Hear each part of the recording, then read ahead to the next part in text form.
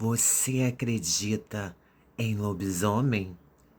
Pois hoje eu vou contar um relato real da minha história com um lobisomem da vida real. É isso mesmo. Eu era pré-adolescente e eu sempre fui muito atormentada por sonhos, visões, esse tipo de coisa. E eu tinha um sonho que ele, ele me perseguia. O sonho era o seguinte: eu sempre sonhava que era lua cheia e eu ouvia uma batucada. E depois eu ouvia gritos, uivos. E por coincidência, esse sonho sempre acontecia na lua cheia.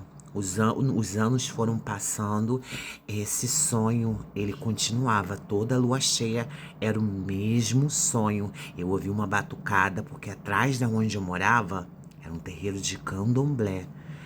Mas uma coisa não tem nada a ver com a outra. Mas no final dessa história você vai entender tudo. Com o passar do tempo eu comecei a sentir dor na minha barriga. Toda lua cheia, além de eu ter esse pesadelo, minha barriga inchava e doía muito. Doía muito, muito mesmo.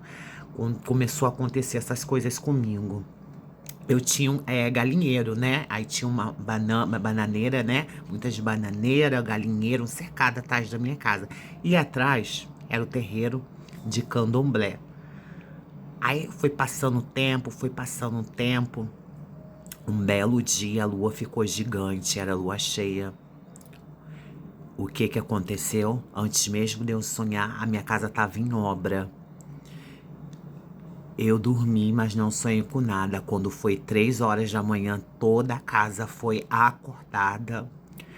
Depois que encerrou a sessão do terreiro de Macumba, que acabou lá para meia-noite, por aí. Quando foi 3 horas da manhã, por aí, tá, gente? Pulou um bicho grande que veio desse terreiro de Macumba por trás, mas estava vazio, que todo mundo tinha ido embora.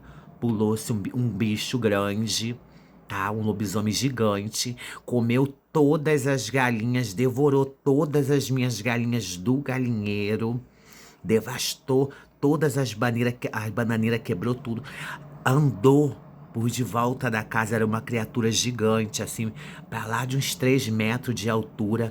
Eu só via passando pela janela. Aí a porta da casa tinha dado um defeito, né? E tava em obra, tava com madeira assim escorando atrás. Aí quando ele foi pra porta, que era a porta da cozinha, eu lembro como se fosse hoje, gente. Ele forçou pra entrar, aí tava eu, a minha finada tia, minha finada mãe, o restante dos meus irmãos. A gente gritava muito e forçava de trás pra esse lobisomem poder ir embora. Depois, finalmente ele foi embora depois de um tempo. A gente ficou muito aterrorizado, tá? Quando foi de manhã que a gente foi ver, só sobreviveu uma galinha. O restante ele devorou, ele despedaçou, ou ele sumiu, ele comeu, engoliu as galinhas, que ela se escondeu embaixo da terra do galinheiro. Depois disso tudo que isso aconteceu, eu não quis mais, até hoje, tá? Eu tenho trauma de galinha e galo cantando. Eu tenho um trauma, eu não fico em lugar nenhum que tenha galinha ou galo. É meio que assim, como que eu vou explicar pra vocês? Eu fiquei traumatizada. E a cena também, a galinha gritando, eu ver as galinhas despedaçadas, me trouxe assim, mais lembranças até hoje. Eu não fico em lugar que tem galinha, galinheiro, de forma alguma. Tem mais. Depois que isso tudo acabou, eu comecei com um outro sonho. Qual que era o outro sonho? Eu sonhava que eu tava num lugar, tipo, com muitas matas, com natureza. E o que que aconteceu? Depois passou um ano e pouco, 2 anos. Eu vim morar aonde eu moro agora, que é o quê? Em meio às montanhas, em meio às natureza. Aí você vai me perguntar agora, Renata, mas esse lobisomem ainda te persegue? Sim, gente, ele me persegue.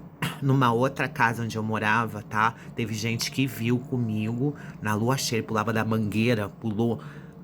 Tinha uma árvore da mangueira gigante, de uma mangueira de um galho para outra. E ele sempre aparecia lá na lua cheia. E depois dessa casa, eu fui morar pra Europa. E depois voltei para a Europa, eu vim para essa casa aqui onde eu tô agora.